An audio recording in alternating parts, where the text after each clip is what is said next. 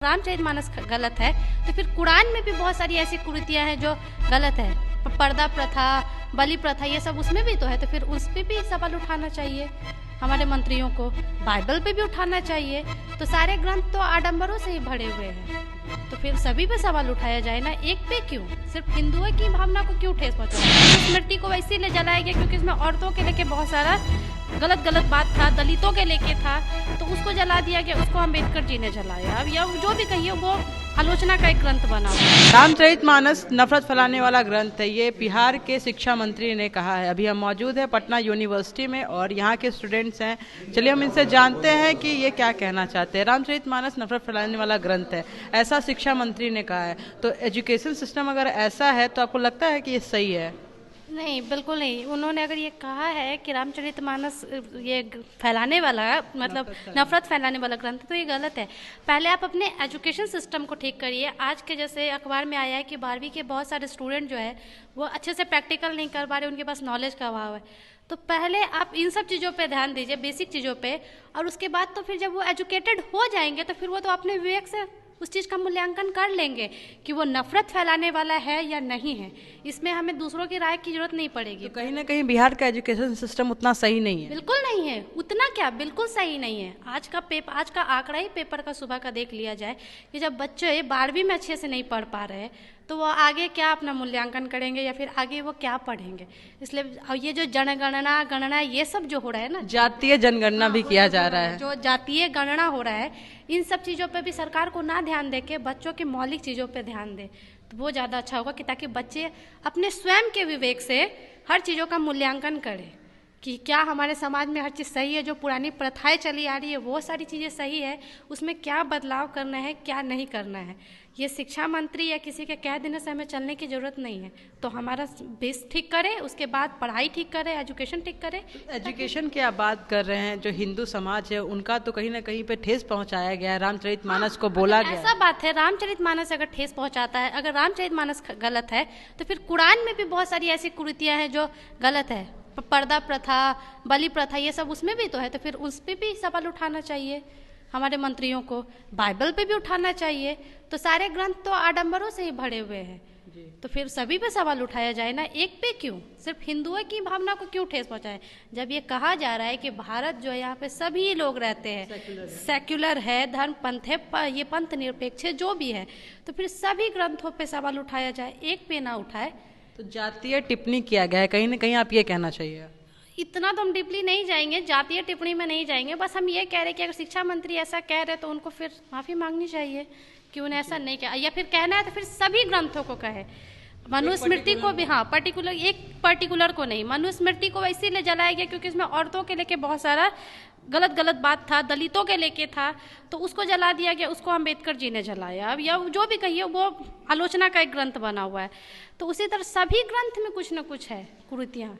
एक ग्रंथ को सिर्फ कह दे कि नहीं ये बहुत गलत है सो गलत है, ऐसा नहीं होता है। सभी ग्रंथें गलत होती है क्योंकि सब उस समय प्राचीन काल से लिखी आ रही हैं कि क्या उसमें लिखा गया, उस समय के क्या सिचुएशन होंगे, उस अनुसार सामाजिक परिवेश, आर्थिक परिवेश, सभी चीज़ों को लेकर लिखा गया होगा।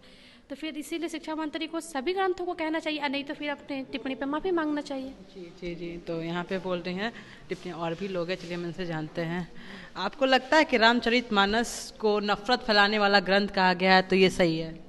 जी, ऐसा तो बिल्कुल नहीं लगता है, क्योंकि हर एक जो भी ग्रंथ हैं अपने अपने धर्मों के आधार पर बनाए जाते हैं। अगर कोई इंसान इस तरीके से उसको उल्लेख करता है कि वो गलत है या सही है, ये खुद से समझने वाली चीज़ भी है कि आप उस विचार को मानते हैं या नहीं मानते हैं। अगर नहीं मान रहे हैं तो आप ये आपकी सोच हो सकती है, खुद की सोच हो सकती है। बट तो शिक्षा मंत्री है, उन्होंने ऐसा बोली। सोचिए एजुकेशन सिस्टम जो है वही बोल रहा है, तो आप क्या बोलेंगे? देखिए, सबसे पहले तो बात यह है कि वो जिस पोस्ट पे हैं, जिस ओहदे पे हैं, उनको इस तरह से बयानबाजी करने से बचना चाहिए। अगर उनका ये खुद का विचार है कि ये गलत है तो उनको ऐसा खुद में रखनी चाहिए ये सारी चीज़ें, और समाज में इस तरह पब्लिकली वो बोले हैं। पब्लिकली यही तो नहीं करनी चाहिए थे उन्हें। मतलब कि अगर ये वो सोचते हैं इस तरह की बातें, तो समाज के मद्देनज़र रखते हुए, समाज की भावनाओं का सम्मान करते हुए उनको ये चीज़ समाज में ऐसा नहीं बोलना चाहिए था। तो आप क्या चाहते हैं? मेरा यही मानना है कि इस चीज़ को वो पब्लिकली आके एक्सेप्ट करे कि हाँ उनसे गलती हुई है, और जो भी इसके आगे जब प्रोसेस होते हैं, जो भी कानून है इसके खिलाफ, मानहानि या जो भी है उस पर वो उन पे कार्रवाई होना चाहिए। आपको क्या लगता है रामचरितमानस के बारे में जो बोला गया सही है? मेरे विचार से तो ये बिल्कुल भी गलत है, क्योंकि ऐसा एक संवैधानिक इंसान जो कि उस पोस्ट पे बैठा हुआ है, हमारे राज्य के शिक्षा मंत्री जो हैं, उनको तो ये इस टाइप के विचार को बिल्कुल प्रकट नहीं करना चाहिए। और वो भी ऐसे जगह पे एक दीक्षांत समारोह में जाके जिस तरह से उन्होंने ये बात कही, ये बिल्कुल भी मतलब बर्दाश्त नहीं होनी चाहिए लोगों को। और इस विषय में वो सामने आए लोगों के और माफ़ी मांगे और साथ ही साथ इस बात में स्पष्ट करे कि उन्होंने जो भी बोला है वो गलत बोला है। तो आपको नहीं लगता है कि एजुकेशन सिस्टम अगर ऐसे बोल रहा है, जो एजुकेशन सिस्टम है बिहार का, तो कहीं ना कहीं इसमें कमी है? एजुकेशन सिस्टम हमारे बिहार की जो अभी की है उसमें कमियां हैं, बहुत जगह पे कमियां हैं और कुछ जगह पे सुधार भी किए जा रहे हैं। केंद्र सरकार के द्वारा भी बहुत सारी पॉलिसीज़ आई हैं, उसमें भी है। वो एक बार में वो चीज़ें सुधार नहीं होने वाली, वो धीरे धीरे उसके फ्रेमवर्क बनेंगे, वो धीरे धीरे होंगे। बट इस तरह से जो विचार आएंगे उससे तो हम ये मतलब आशा नहीं रख सकते कि उसमें कुछ सुधार किया जा सकता है। आप क्या चाहते हैं? मेरे विचार से तो अभी इस सिनेरियो में जो हमारे शिक्षा मंत्री हैं उनको माफ़ी मांगनी चाहिए इस विषय में, क्योंकि जो हिंदू धर्म के लोग हैं। एजुकेशन सिस्टम सही से चल रहा है बिहार का? बिल्कुल नहीं, मेरे हिसाब से ये एजुकेशन सिस्टम अभी बिहार क्या कमी है? स्कूल लेवल पे अगर हम देखें तो यहाँ पे भी अभी जो बच्चों को जो नॉलेज दिया जा रहा है, बेसिक नॉलेज, उसमें कमियाँ हैं। उनका ओवरऑल डेवलपमेंट उस कारण से नहीं हो पा रहा है, क्योंकि स्कूल को हम लोग एक बेसिक माने तो वो नॉलेज ही आपको जाके आगे परस्यू करता है ग्रेजुएशन में या आगे पोस्ट ग्रेजुएशन जो भी बच्चे करते हैं उसमें उसकी बहुत भूमिका होती है। तो अगर स्कूल लेवल से ही अगर हम बच्चों को अच्छे से शिक्षित करें, उनका ओवरऑल डेवलपमेंट की बात करें, तो वो आगे चल के हमारे लिए बहुत फ्रूटफुल रहेगा। जी, तो ये थे पटना कॉलेज के स्टूडेंट्स, इन्होंने बोला कि शिक्षा मंत्री को माफ़ी मांगनी चाहिए, साथ ही साथ ये सब जो जातिवादी टिप्पणी है वो नहीं करना चाहिए। और अगर रामचरितमानस को गलत बोल रहे हैं तो कुरान और जो बाइबल है उसके बारे में ही बोला जाए, एक ही चीज़ के बारे में क्यों बोलना है। काजल सर्विस, कशिश न्यूज़, पटना।